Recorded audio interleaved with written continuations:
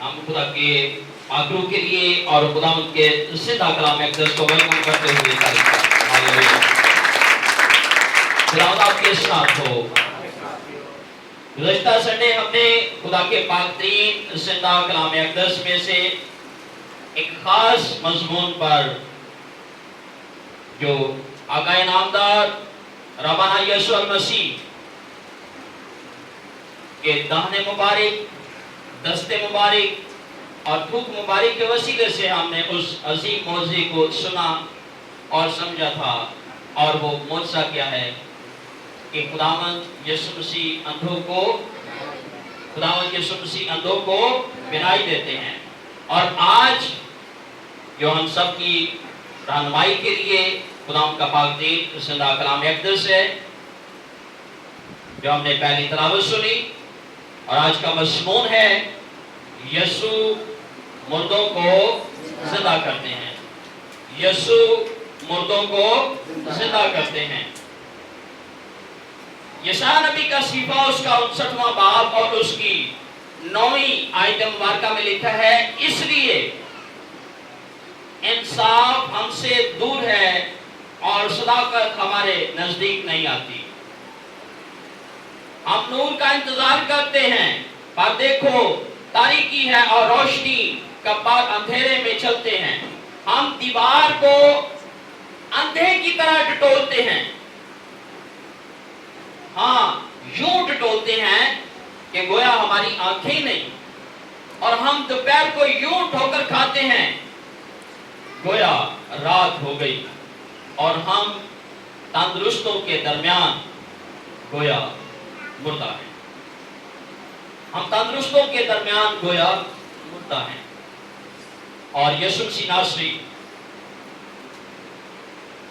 جن کی الوہیت معجزات سے بھری ہوئی ہے، آج بھی ہماری زندگیوں میں خداوند یسوع مسیح کے کلام اقدس کے وسیلے سے معجزات وقوع پذیر ہوتے ہیں۔ نائن شہر،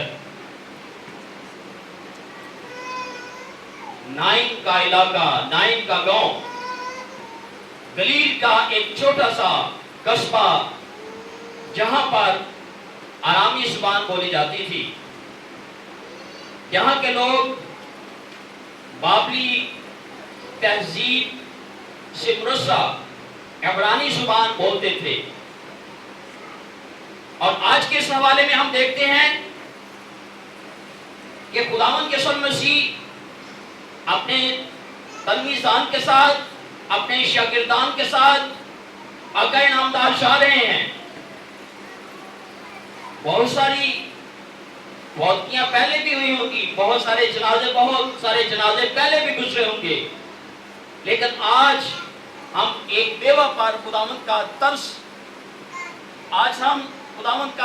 ایک بیوہ پر دیکھتے ہیں کہ خداوند کس طور سے اس بیوہ پر ترس کھاتے اور کس طور سے اس بیوہ کی آبیاری کرتے ہیں، کس طور سے اس بیوہ کا خیال کرتے ہیں۔ جب وہ شہر کے پھاٹک کے نزدیک پہنچے تو دیکھو لوگ ایک مردے کو اپنے کندھوں پر اٹھائے ہوئے جنازے کو لے کر آ رہے تھے، اور وہ اپنی ماں کا اکلوتا بیٹا تھا، اور اس کی ماں بیوہ تھی۔ بیوہ کا جوان بچہ جو اکلوتا ہے، ہر شخص بالخصوص یہودی اور اس بیوہ کے ہمسائے، اس کے رشتہ دار اس کو تسلی کے لیے، اس کی تشفی کے لیے اس جنازے میں شریک تھے، لیکن وہ تسلی نہیں پا رہی تھی۔ خداوند یسوع مسیح کو اس بیوہ پر ترس آیا، خداوند یسوع مسیح کو اس بیوہ پر ترس آیا۔ جب آپ کو اس بیوہ پر ترس آیا تو خدا کے کلام میں لکھا ہوا ہے کہ خداوند یسوع مسیح نے اس بیوہ سے کہا مت رو، اے میری بیٹی مت رو۔ آج بھی جب ہم تسلی نہیں پاتے، جب ہم یہ سمجھتے ہیں کہ شاید یہ تسلی ہمارے لیے نہیں ہے یا یہ تسلی ہمارے لیے ناکافی ہے، تو آج بھی خداوند اپنی قدرت کاملہ کے وسیلے سے بیان کرتے ہیں کہ مت رو۔ آج بھی خداوند اپنی قدرت کاملہ کے وسیلے سے ہم سے بیان کرتے ہیں مت رو۔ خداوند متعدد بار کہتے ہیں کہ تو مت ڈر، لیکن جب آپ کسی غمزدہ کو دیکھتے ہیں، کیونکہ آپ ہی کا کلام ہے کہ مبارک ہیں وہ جو غمگین ہیں کیونکہ وہ تسلی پائیں گے، مبارک ہیں وہ جو غمگین ہیں کیونکہ وہ تسلی پائیں گے۔ اور میں تمہیں وہ اطمینان دیتا ہوں جو دنیا نہیں دے سکتی، میں تمہیں اپنا اطمینان دیے جاتا ہوں، تمہارا دل نہ گھبرائے۔ اور آپ نے اس جنازے کو روکا، آپ نے چلتے ہوئے اس جنازے کو روکا، جنازہ ٹھہر گیا۔ اب یہودیوں میں ایک روایت ہے، خاص طور پر یہودیوں میں یہ روایت ہے، یہودیوں کی شریعت میں یہ روایت ہے کہ کسی جنازے کو چھونا، یا اگر کوئی ناپاک کسی یہودی کو چھو لے تو وہ ناپاک ہو جاتا ہے۔ جنازے کو چھونا ناپاک ہونے کے برابر ہے، کسی ناپاک چیز کو چھونا ناپاک ہونے کے برابر ہے، کسی ناپاک چیز سے ٹکرا جانا ناپاک ہونے کے برابر ہے۔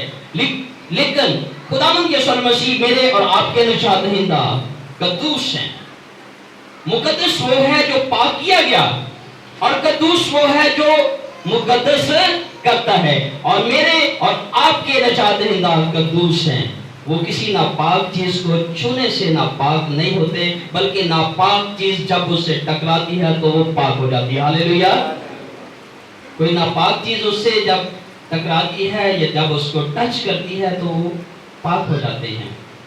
ہم اس حوالے کو دیکھیں، جب آپ جا رہے ہیں، ایک بیمار عورت جو برابر سے بیمار ہے، جو ہر وقت ناپاکی میں رہتی ہے، وہ آپ کی پوشاک کے پہلو کو چھو لیتی ہے۔ جب وہ آپ کی پوشاک کے پہلو کو چھو لیتی ہے تو خداوند یسوع مسیح ناپاک نہیں ہوتے، بلکہ انجیل مقدس میں لکھا ہوا ہے کہ وہ ہاللیلویا وہ پاک ہو جاتی ہے، وہ عورت پاک ہو جاتی ہے، اس کی بیماری جاتی رہتی ہے۔ اسی طور سے خدا کے زندہ کلام میں لکھا ہوا ہے کہ خداوند یسوع مسیح نے اس جنازے کو، اس مردے کو چھوا، اور جب خداوند یسوع مسیح نے اس مردے کو چھوا تو لکھا ہے کہ اٹھانے والے کھڑے ہو گئے، اور اس نے کہا، اے جوان، میں تجھ سے کہتا ہوں کہ اٹھ۔ اور وہ مردہ اٹھ بیٹھا اور بولنے لگا، اور اس نے اس مردے کو جو زندہ ہو چکا تھا اس کی ماں کے حوالے کر دیا۔ ہاللیلویا۔ یہ وہ خدا کی تسلی ہے جو سمجھ سے بالکل باہر ہے۔ عزیزو، آج خداوند ہم سب کو بھی اسی طور سے ہی پاک کرنا چاہتے ہیں۔ خدا کا کلام آج بھی ہمیں اسی طور سے پاک کرنا چاہتا ہے۔ تیرے کلام نے مجھے زندہ کیا ہے، اس کا کلام آج بھی ہمیں زندہ کرنا چاہتا ہے۔ انتہائی اختصار کے ساتھ میں اس بات کو بیان کرنا چاہتا ہوں جو حزقیل نبی کے صحیفے کے 37ویں باب میں لکھی ہوئی ہے۔ یہ سوکھی ہڈیوں کی ایک وادی ہے، ہر طرف ہڈیاں ہی ہڈیاں بکھری ہیں، اور خدا کا کلام جو آدم ذات کی منہ سے نکلا، خدا کا کلام جو ان پر نازل ہوا، وہ 5 کام کرتا ہے۔ پہلا، خدا کا کلام ہڈیوں پر نازل ہوا تو وہ بے ترتیب ہڈیاں جو بکھری ہوئی تھی اپنی اپنی جگہ پر آ کر ایڈجسٹ ہو گئی، ہڈی سے ہڈی جڑ گئی۔ اور اگر ایسا ہم خواب میں بھی دیکھیں، معذرت کے ساتھ یہ نہیں میں کہتا کہ ہمارا ایمان کم ہے، لیکن انسان ہے، کمزور ہیں، ہماری جبلت کمزور ہے۔ اگر آج ہم خواب میں بھی دیکھیں کہ ہڈیاں بکھری ہیں، ہڈیاں بکھری ہیں، امیجن کریں ہڈیاں بکھری ہیں، تو کلام نازل ہو، ہوا چلے اور وہ ساری ہڈیاں کراڑے مارتی ہوئی ایک جگہ پر اکٹھی ہو جائیں تو یکدم سے ہم اٹھ کر بیٹھ جائیں گے، اور شاید کمزور دل والے تو رونا شروع کر دیں، مجھے بڑے برے خواب آ رہے ہیں۔ ہڈیاں ایک جگہ سے ہڈی گرتی ہے، دوسری جگہ پر پہنچتی ہے۔ دوسری بات، جب خدا کا کلام ان ہڈیوں پر نازل ہوا تو ان ہڈیوں پر نسیں چڑھنا شروع ہو جاتی ہیں، ان ہڈیوں پر ناڑیں آنا شروع ہو جاتی ہیں جن میں خون بہتا ہے، صرف نسیں ہی نظر آ رہی ہیں، ہڈیاں جڑ چکی ہیں، اوپر نسیں آ چکی ہیں، اور پھر ان پر گوشت آنا شروع ہو گیا ہے۔ یہ خدا کے کلام کی قدرت ہے، ان پر گوشت آنا شروع ہو گیا ہے، اور پھر گوشت کے بعد ان پر چمڑا آ گیا ہے۔ ان پر جلد اور سکن آ گئی ہے، خوبصورت سکن، اور وہ اٹھ کر بیٹھ گئے ہیں۔ اور جب ان پر سکن آ گئی ہے، ان پر جب چمڑا آ چکا ہے، تو خدا کا کلام پھر نازل ہوا کہ ہواؤں سے کہو کہ دم ان کے نتھنوں میں ڈالے، اور وہ جیتی جان ہوئے۔ آج ہم جس طور سے خدا کے کلام میں سے ہم سیکھتے ہیں، ہم کس حالت میں ہیں؟ آج میں خدا کا خادم ہوتے ہوئے، خدا کی کلیسیا کا نوکر ہوتے ہوئے، اور خدا کی کلیسیا کا ممبر ہوتے ہوئے، سب سے پہلے میں خدا کی کلیسیا کا ممبر ہوں، اس کے بعد اس کا خادم ہوں۔ خدا کی کلیسیا کا ممبر ہوتے ہوئے آج میں خدا کے زندہ کلام کو دیکھنا چاہتا ہوں، جو یوحنا عرب کے مکاشفے کی 30 باب کی 2 آیت مبارکہ میں لکھا ہے کہ میں تیرے کاموں کو جانتا ہوں، میں تیرے کاموں کو جانتا ہوں، عارف میں تیرے کاموں کو جانتا ہوں کہ تو زندہ کہلاتا ہے، بازار سے بلند کہیں گے، تو زندہ کہلاتا ہے۔ یسوع مسیح مردوں کو زندہ کرتے ہیں، لیکن آج یسوع مسیح مجھ سے کہہ رہے ہیں کہ تو زندہ کہلاتا ہے مردہ۔ بے شک تیری آنکھیں ہیں، بے شک تیرے کان ہیں، بے شک تیرا دل ہے، بے شک تیرا دماغ ہے، بے شک تو اپنے پاؤں پر چل پھر سکتا ہے، تو بھی تو زندہ کہلاتا ہے مردہ، کیونکہ تیرے کاموں کو میں جانتا ہوں۔ اور عزیزو، ہم دیوار کو اندھے کی طرح ٹٹولتے ہیں، گویا یوں ٹٹولتے ہیں کہ ہماری آنکھیں ہی نہیں۔ ہم دوپہر کو یوں ٹھو کر کھاتے ہیں کہ رات ہو گئی۔ ہم تندرستوں کے درمیان گویا مردہ ہیں۔ عزیزو، ہم اس طور سے مردہ ہیں جس طور سے مصرف بیٹے کا باپ کہہ رہا ہے جب وہ واپس آ گیا، جس طور سے مصرف بیٹے کا باپ لوکا کی معرفت لکھی گئی انجیل پاک کے 15 باب کی 24ویں آیت مبارکہ میں، یہ میرا بیٹا مر چکا تھا، حالانکہ وہ مرا نہیں تھا، جدا ہو چکا ہے، یہ میرا بیٹا مر چکا تھا، اب زندہ ہوا ہے۔ اور آج اگر میں اپنے باپ سے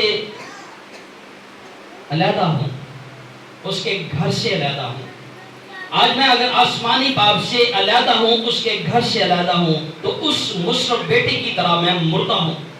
میری شرست جو ہے وہ مردہ ہے، میری جبلت جو ہے وہ مردہ ہے۔